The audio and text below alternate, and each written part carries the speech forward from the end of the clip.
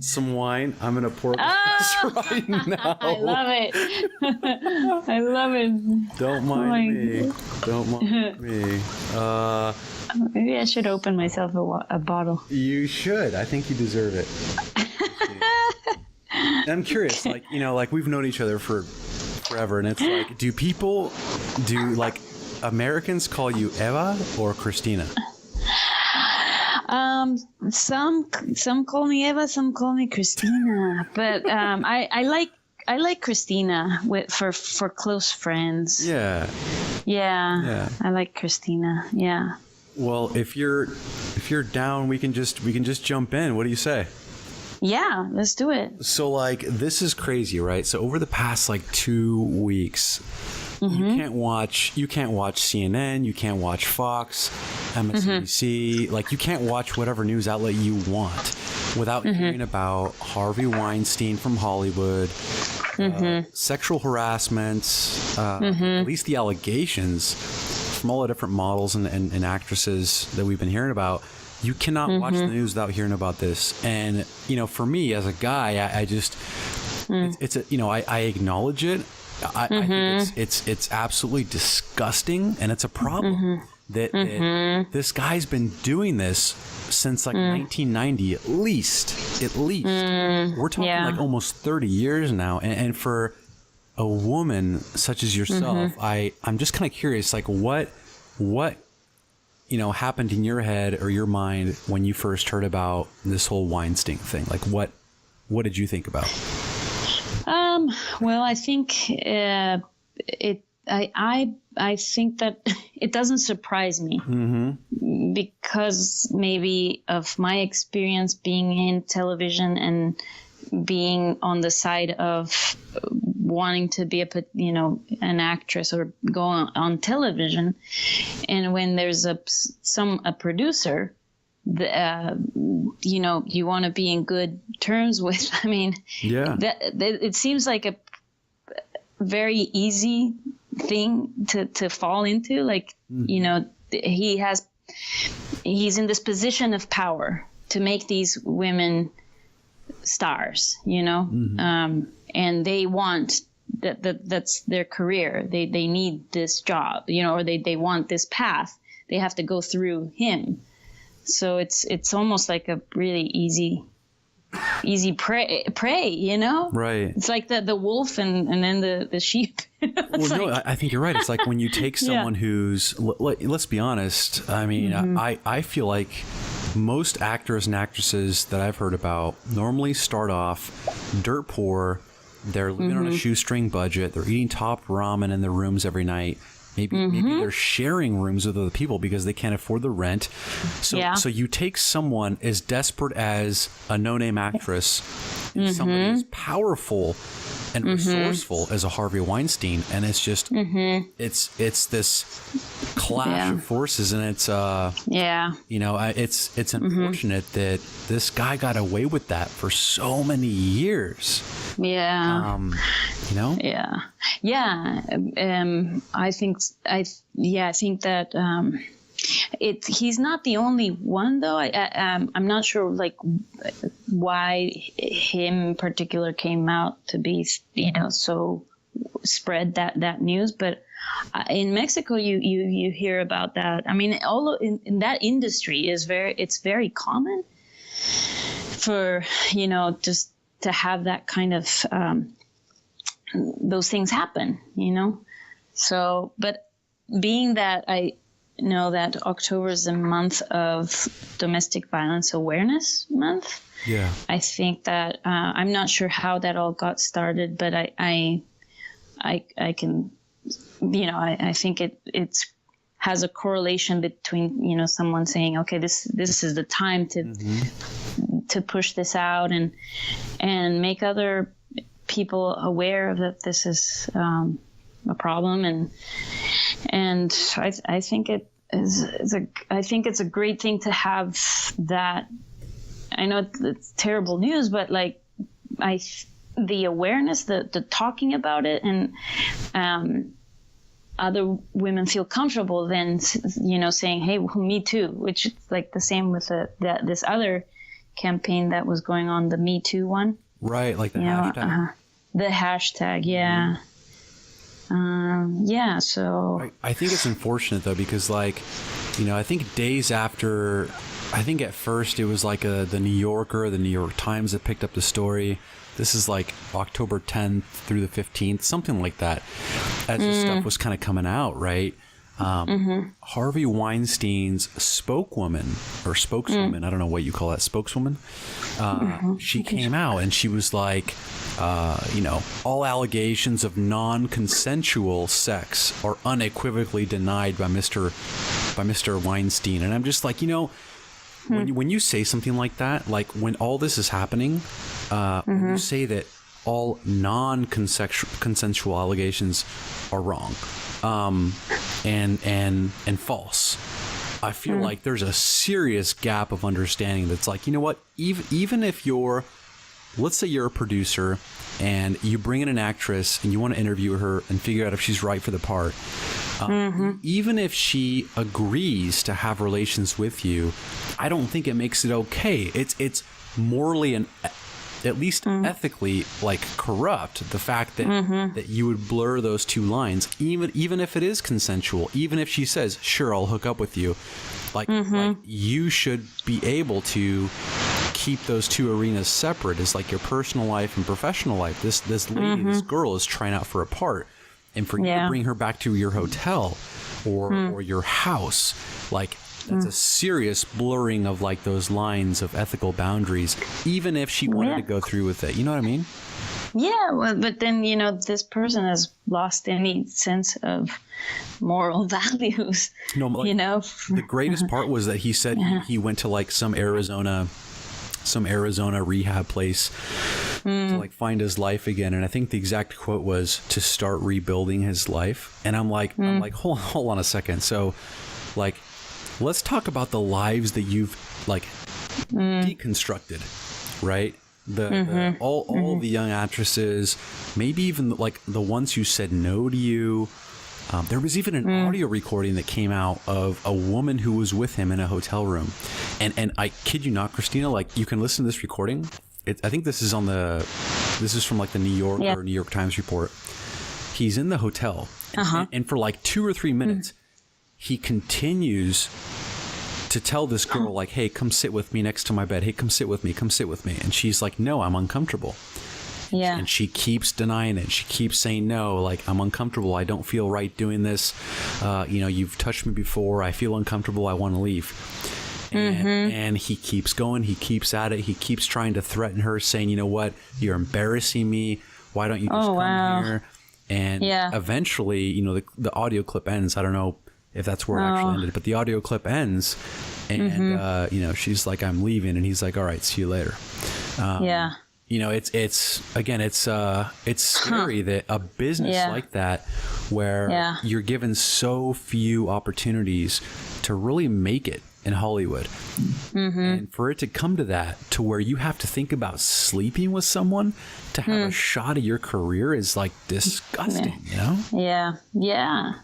Yeah, and I think, you know, I think so, and I think it's just like so unfortunate that women that, you know, did actually go through that think that it's okay also, like to like, I want this so bad that I'm just willing to allow this to happen.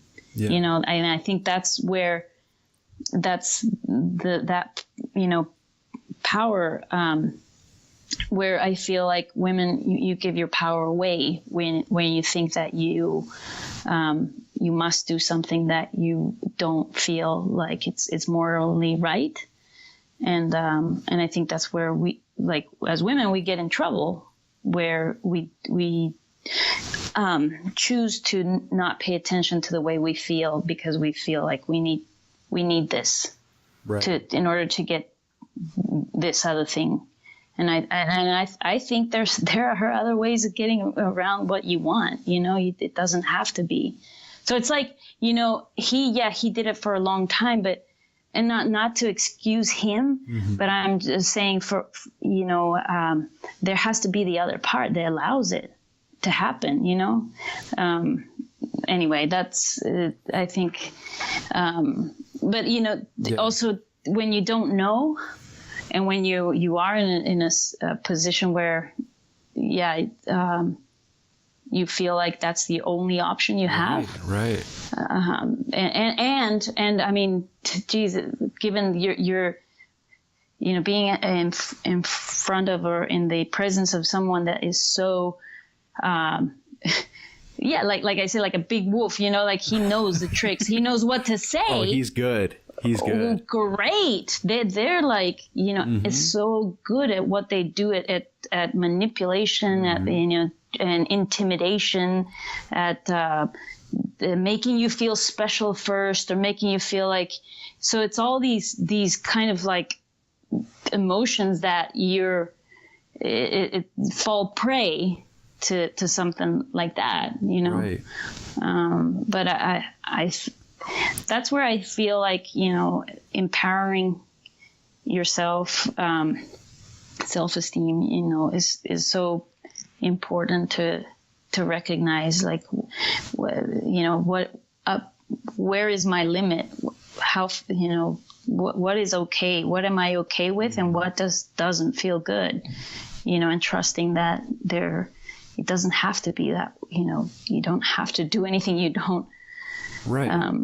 That doesn't feel right. Right. Like, I don't see that as part of like the application process. You know what I'm saying? Like, it's exactly. Yeah. And look, maybe there are some women, I don't know numbers. Maybe there are some women who saw that situation and were invited in and said, you know what?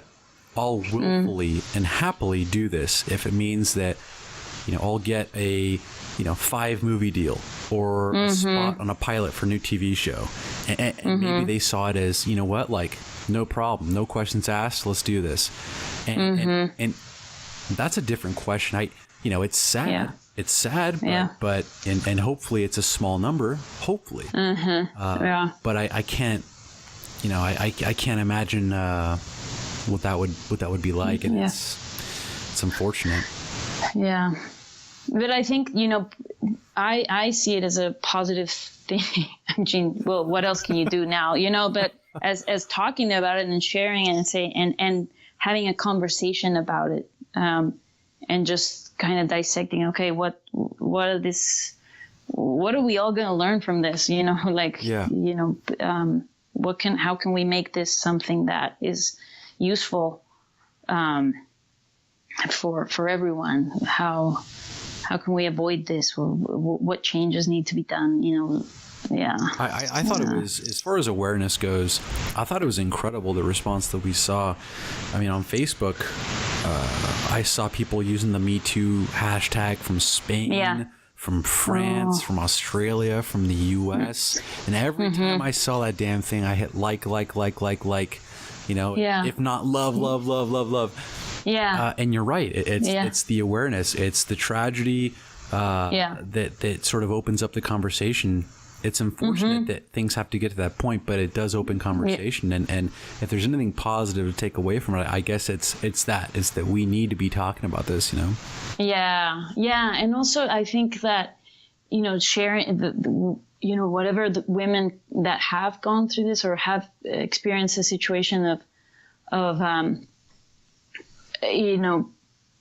falling into this dynamic of power struggle, of feeling powerless, or feeling like there's so many emotions that I feel like cause you to be paralyzed, to feel guilt, to feel shame, to feel like you contributed, and so you don't want to talk, and I think that.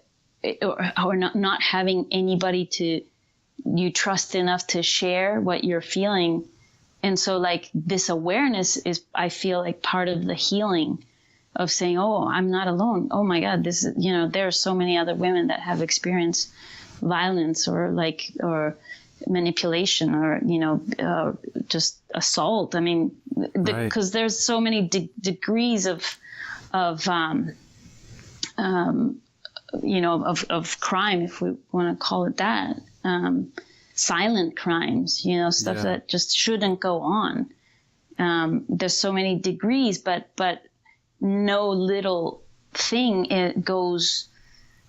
should go unattended, you know, because if something that it was traumatic for you, that may feel like or seem like it was nothing, but to have maybe hear about somebody else, you know, experiencing something similar, then it's like, oh my God, yeah, I can relate, and just talking about it, bringing it out is like, oh, I feel like it's part of healing. It's not something that you keep inside and have that, you know, that memory or that that negative feeling part, you know, feel like it's part of the healing. Talking about it. Have you ever had a friend call you and say, you know what, Cristina, this just happened to me. I feel like I was harassed or something like that. Has that ever happened to you? Like where a friend calls you? No, I mean, with, you know, I've had friends that have called and say, I just got in a fight with my husband. You know, I think it's done. It's over. And then, the talking about it part, or just being there as a listener, I think that that's one thing I would want to share, because also part of the work that I do is with coaching is that sometimes you don't need to do anything or say anything, but be the listener, right. And like be that person that is there, that is just able to be present, be loving, be the listener, and allow the other person to just cry or scream or, you know, feel hopeless. And but the thing about like being there with someone in their pain is magic. It's healing. It's like you help dissolve the pain. You know, it's one part. I think the beginning part, to have just someone listen. Well, so, yeah. Well, so maybe it's a good time to talk about it. And I know we didn't do it at the start, but just for those listening, Eva Cristina Calderon is a licensed HeartMath coach. I know you do one-on-one sessions with people who are interested in emotional self-regulation and really kind of being introspective and trying to figure out, you know, kind of how to, you know, assess, themselves and sort of figure out, you know, what it is that makes them tick and sort of how to live in the best way and the most productive way they can. And a lot of that comes back to this topic of energy, right? And I'm sure we'll get into you know, much more about that. But when you have these one-on-one sessions with people, you know, what is that like? You know, when you, I can only imagine that when you sit down with someone and you talk about what are your innermost fears and what do you feel like holds you back, whether it's from work or from school or from social interactions, when you sit down with these people, what kinds of things tend to come up, I guess? Yeah. So it's I really love one-on-one time with someone, and, it's a sacred time. It's like, it is a sacred, I mean, when I'm really careful at choosing the space where we're going to meet and make sure it's a, you know, it's a quiet, space where we're not going to be interrupted, hopefully. And this, so creating that safe environment where that the person is the center of attention. So, and so a lot of times people come thinking that we're going to talk about this one thing about work, but in reality, when you're sitting in front of someone, it's like you can't help but the thing that hurts the most, or the thing that stings the most, that whatever is most prevalent, more present, is what needs to be shared. And it's interesting because they'll come in with the idea that we're going to talk about this other thing, but it turns out, no, it actually is this thing. And it, most of the time it's matters of the heart, you know, like relationship stuff. But maybe showing up at work because I'm like constantly, fighting with this person that sits next to me, but she reminds me of my mom, stuff like that. and then we had to go and heal something about some other thing that has been buried down there. But I don't know. I mean, obviously, like, I'm not a psychic to know what's going on in them, but that's why I feel like the part about listening, of being that presence, it's like you give permission that person to open up, and they share. And with the guidance as well, like with HeartMath, the training, it does an amazing job at just with certain steps and techniques to guide you to the heart of things. And literally the heart, there's so much wisdom in the heart that, again, with some guidance and some focus, it's like answers come, and about like, where did this come from? What would be an attitude to shift into, or what can I do to release this? So it's pretty powerful, cool stuff happen. Interestingly enough, in just the one-on-one, like, hour and a half. And so when you meet with folks, do you try to set out sort of a game plan to how to kind of, pursue their lives in a different way? Do you guys set up multiple sessions, or sometimes is it just a one-off session where they kind of get familiar with this process and this coaching, and then they try to kind of improve? What does that look like? So it depends. It varies.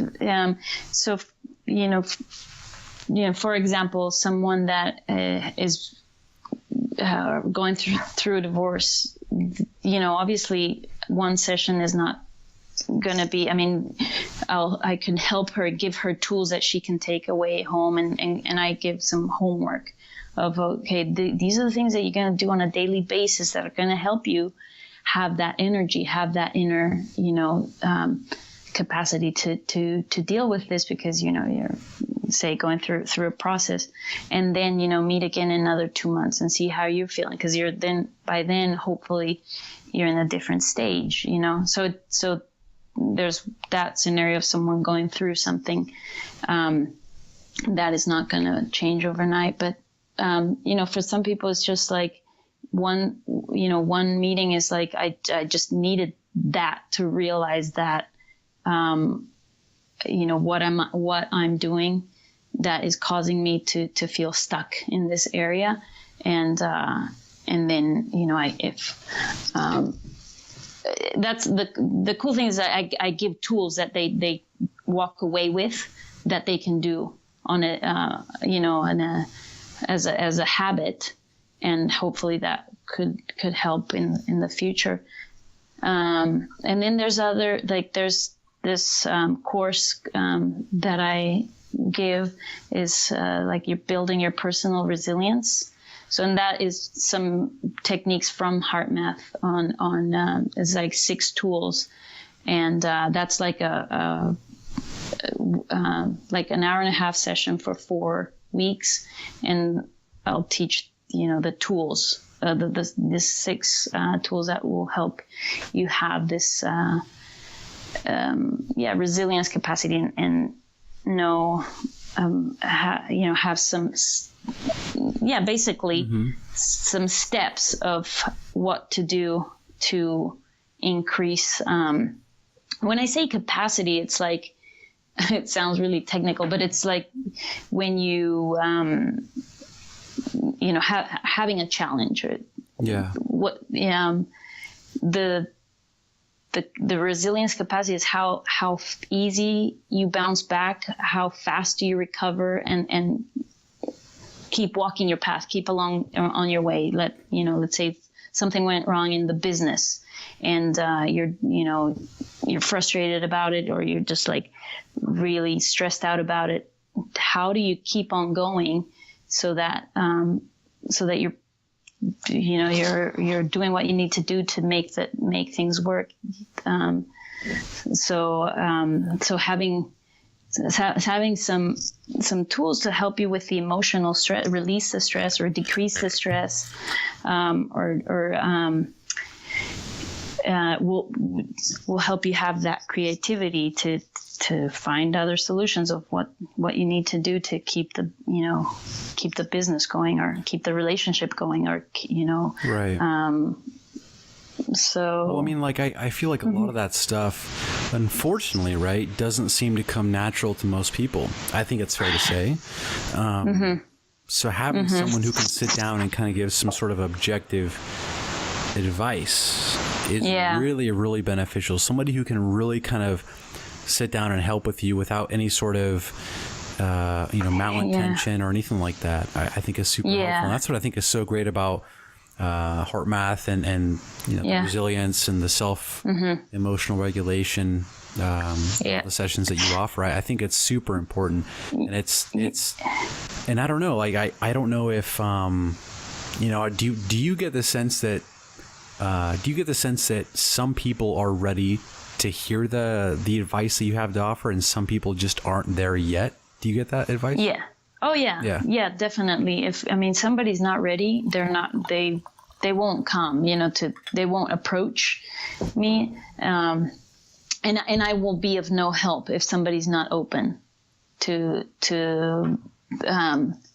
so whomever wants some support, some ideas of what could work for them, then they need to have that openness about it, because it's not like I'm going to give somebody some pills, because like a lot of people don't want to do the work. They don't want to do the work, the internal work. They don't want to talk about the emotions. They don't want to talk about they don't believe that or they just are not ready to go there. Right.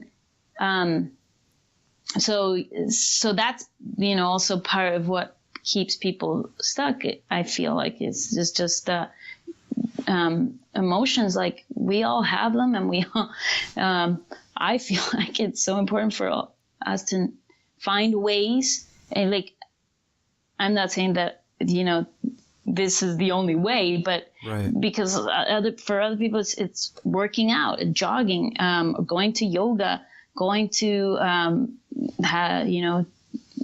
chatting with their girlfriends. That's the way they find support and find healing support groups. So there's also church, all sorts of ways to cope with emotional stress. I mean, some people, go golfing. Oh, that's there. Or you go to soccer games. Like, that's a form of coping mechanisms.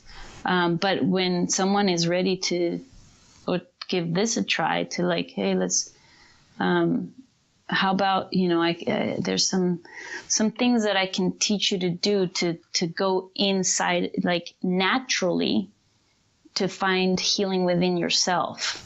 Right. And having someone that as a guide, as a coach, counselor, to say, hey, look, if you do like this and this and this breathing, let's focus on what is bothering you, and then you walk away with knowing what to do. I think it's pretty efficient. I like it because it's quick. For me, it's easy now, but of course it took my own not knowing how to. That's why I understand. I think I have empathy when people feel disconnected from their feelings, because I felt disconnected from my feelings. I didn't know what to do. I kept a lot of things to myself, and found ways to dealing with my emotions. But The last time, but I feel and I don't want to, make you go into it, but the last time we were on, and I think this relates to what you're just talking about. For those who didn't listen to my chat with Christina back in I don't know if it was like January, March, or April this year, right? Seems like forever ago.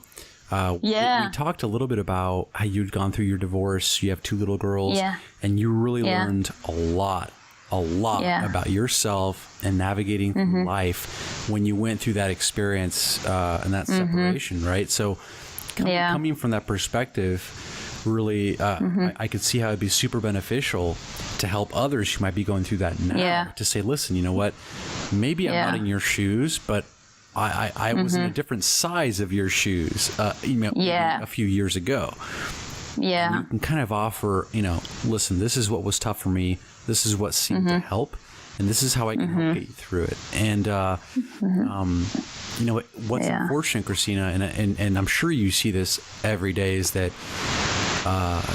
in our society, it seems to be a position of weakness when a guy or a gal seeks help. When you say you have a weakness in something, whatever it is, whether it's a relationship or skills at the workplace, anything, it just seems like it's in our society today in 2017, it is a position of weakness to admit that you have a fault and you need help, and it's tough to go and seek the support that you need, and I could see that as a major barrier to somebody who's going through a really rough patch in their life and saying, you know what, I don't feel comfortable asking for help. Yeah. Right. Yeah. Yeah. Exactly. And I mean, I think I can relate, and it is like you're seen as, you don't know how to handle yourself. Like it's like almost like you're failing. Like it's a no. You should know how to. But no, I think it is the opposite. It is the opposite to be.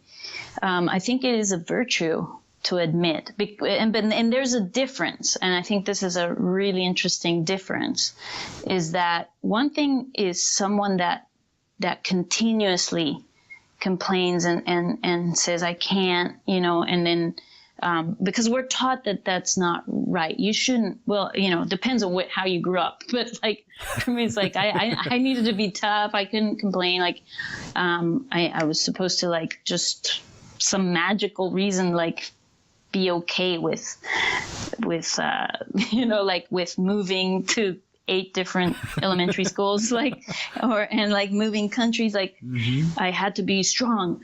But and if as I got older, it's like, oh, this is divorce.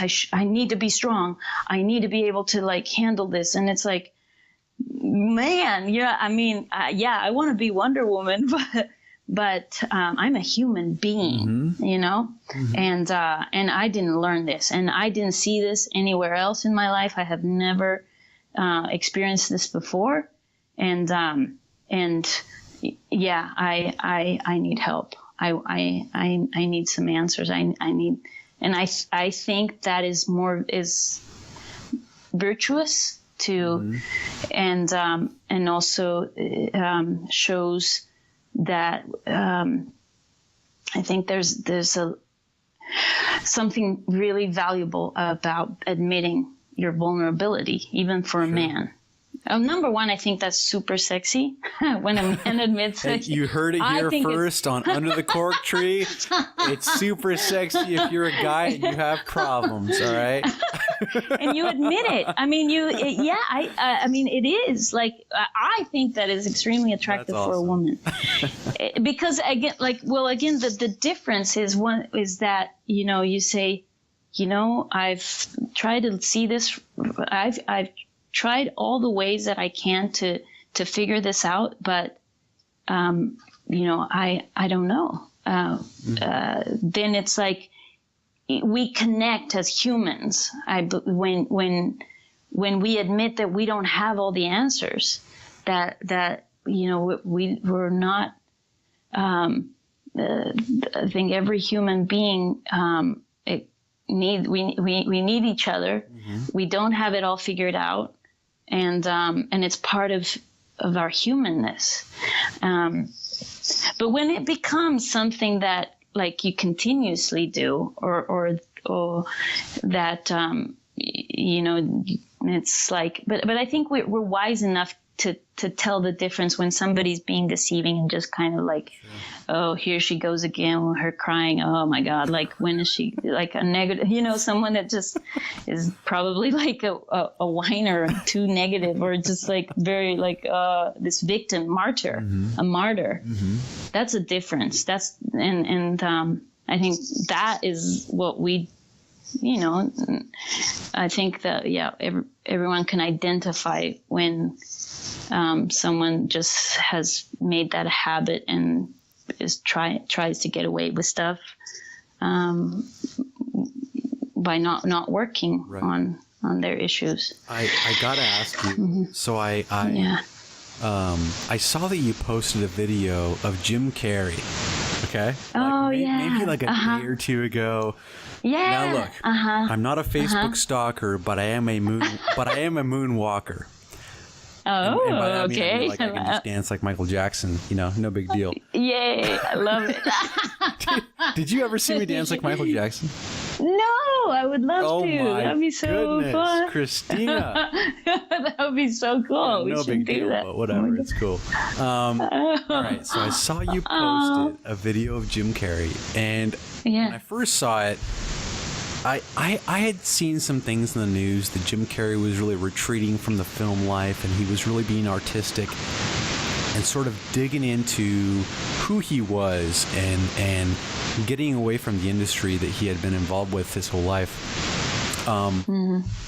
So I watched this like 4 or 5 minute clip that you had on your Facebook wall, and Jim Carrey talks about ego. He talks about individualism and feeling incomplete. And he goes on to talk about, and it's a great video. I'll link you up when I post the podcast, and so people can go check it out. But he talks about look, we're all connected, and we're all made up of energy. And he talks about that we're this consciousness and the shape of a human being. He gives this great analogy. He says, you know what? When you look at a wave in the ocean, you look at that wave and you say it's a wave. But, really that wave is the ocean. It's not a separate entity. It is, the wave is the ocean. And he says, look, we all have been and always will be, connected to this same pool of energy. And it will always have that sense of being complete and whole. And that's the way it has been before, that's the way it is now, and that's the way it'll always be. And he talks about ego and individualism in the sense that, every day we always feel like there's something else we need to complete our lives. We always feel like there's that job we need to get. There's always that salary we have to go obtain. There's always that connection we always need to get. There's always that movie or TV show we have to be on. And there's always something lacking. And I feel like what I got from that clip was, and look, I don't know if he subscribes to Judaism, Catholicism, Christianity. I don't know what he subscribes to, but that general idea that, look, once you realize, we are all a part of this sort of same existence, you live a much more simple life. And for you and your career and your job, I know a lot of what you do, this self-emotional regulation and introspectiveness that you sort of, impart on others in your sessions one-on-one is a lot of this is about energy. It's about understanding what you're connected to and how you can kind of influence your thoughts, actions, and results. Exactly.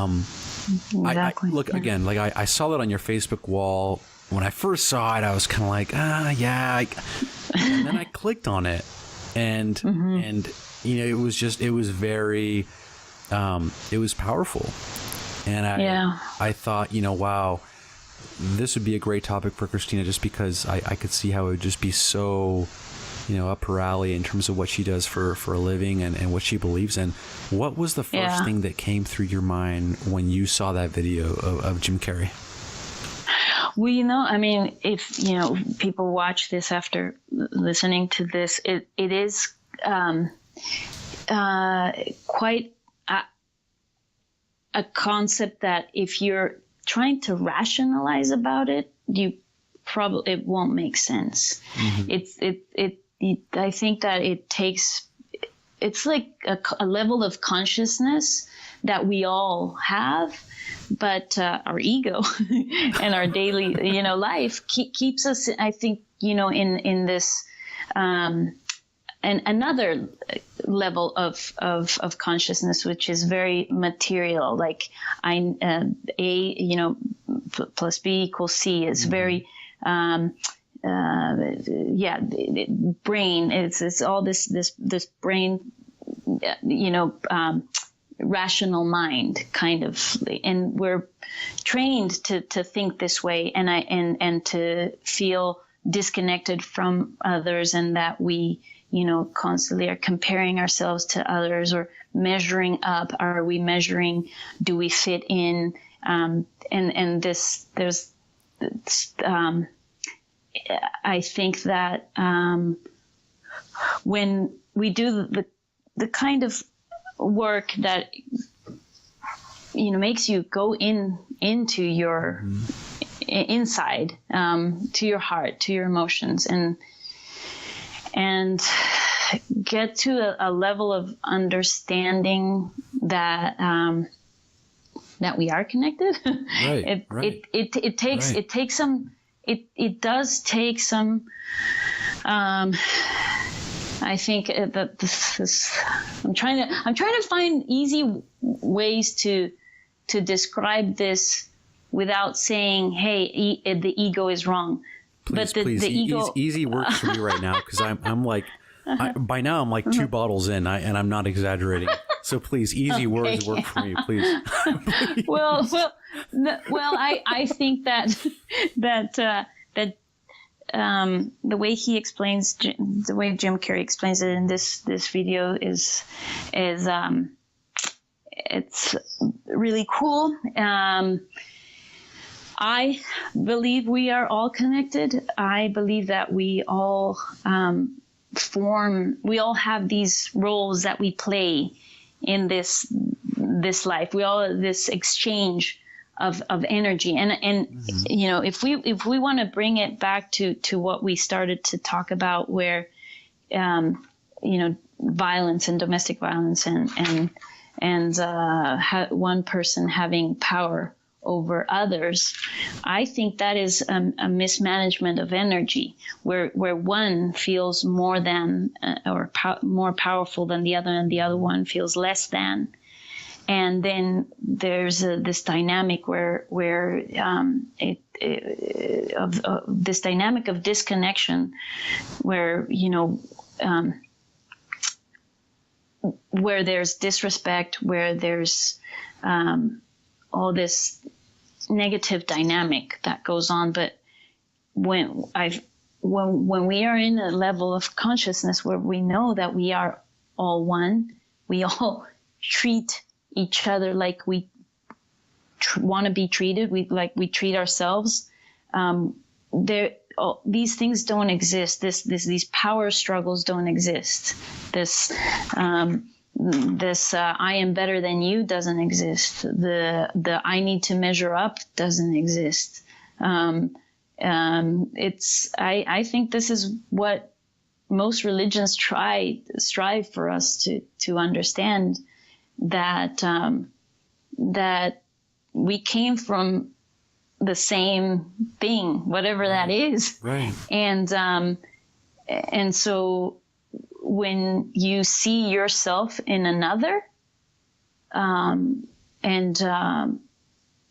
you can't help but be kind. And I mean, that's what you want, right? Like, we all want to be loved. Right. We want to be cared for. That golden rule. Yeah. It's the golden rule. It's the golden rule. Right. But the ego doesn't understand that. Mm-hmm. And I don't think the ego means wrong, because it does it does allow for us to advance in, technology or for people to make a living, or to identify what their talents are, what makes them unique and different. And so I think every part of us has its function, but it's the mismanagement of that, or the misunderstanding of how far to take it. And I believe that when we are trying to rationalize everything and make sense of everything with our brain, with our head, it can only go so far. So I that's why I believe when we integrate the heart, see, the heart doesn't think that I am better than the other. The brain does. Mm-hmm. The heart doesn't want to hurt another person, right? Or doesn't want to put anybody down, or knows when has that consciousness that of what feels good, what doesn't feel good. And I think that when we disengage from our heart, from the wisdom from the heart, and we pay way too much attention to what the brain is telling us, that I think that's when we feel disconnected. And but so, having the daily practice of some form of spiritual practice, whatever that however form that comes for an individual. But I think that the easiest way to not name any religion, but breathing in through your heart and quieting your mind, which a lot of people know that as meditation. Yeah. That is, I think that's the easiest way to access that divine in us that connects us all together.